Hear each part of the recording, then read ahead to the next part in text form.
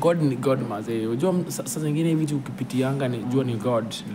Mimi nimepika hapo, mdosi amefurahia, ananiambia naona mdosi amenifanyia hivi. Akaniambia sasa utakuwa kila siku wewe utakuwa ukipika chakula yote. Utakuwa unapika ngama machapo jua ndio wa Afrika upendanga.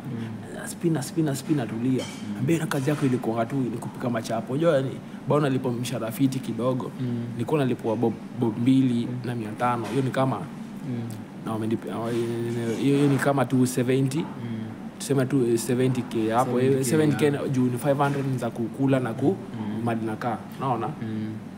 Hiyo ni 70k. So mimi nilikuwa nimechangamka nikasema pia huku mali likonga kuwa complex kidogo.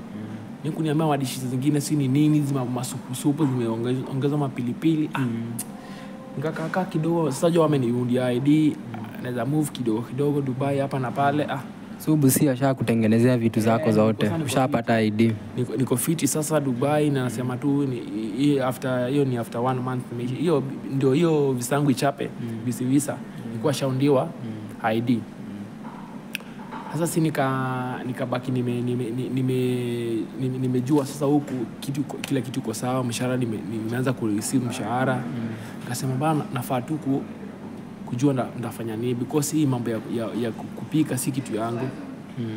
Na mimi naweza waambia tu wa Kenya hivi, niambie pale land huku Dubai, karibia mic wasikie poa. Huku Dubai hizo hata ukiwa na degree yako, ukiwa na masters yako, hiyo unaiachanga kwa airport.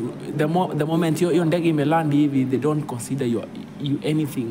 Mimi came as a civil engineer lakini engineer but I consider anything. Nikafikiria nikakaa tu chini hivi kasema nafaa kufanya course moja ya Dubai sasa.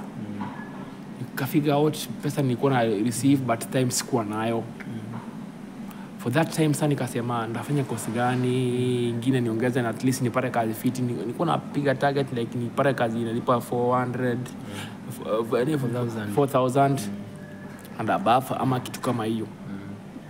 Sasa hapo ndio nikapiga saba. Hata nikajua tu engineering ilikuwa kitu yangu.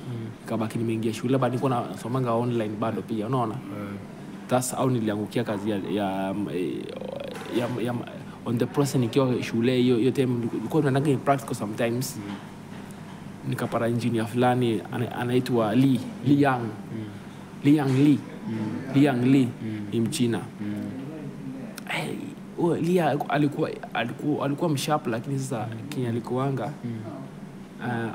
hakuwa anapenda mambo ya chemistry kidogo na mahesabu. Nilikuwa nampelekana na rada na mwambie hivi ndio kunaendanga nini hivi ndio hapa.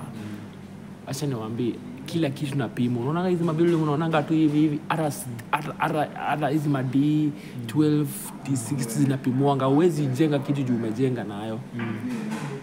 Si hapo nilipata kazi ya Damak sasa. Mimi nikapiga hesabu design sasa kutoka kwa kampuni yangu hiyo kampuni yangu ya kupika sasa hiyo hoteli sasa. Ukaondokea huko sasa. Nilijaribu kuresign wakakoma na mimi. Nilipata kazi fiti na nilipa poa. Na hiyo kazi wakome ni promise like nikaona wakati nilikuwa nipana na Damak. Sasa hapo on the process sasa ndio nipate hiyo kazi nilipatanga mzungu fulani kwa ofisi. Hiyo siku nilikuwa nimeenda interview kwa Damak. Mama alikuwa mzungu mama Muitaliano.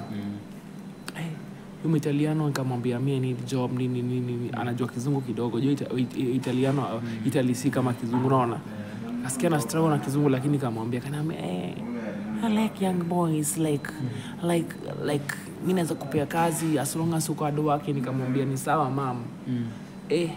Wacha nimuite mama. Akaniambia am I your mother?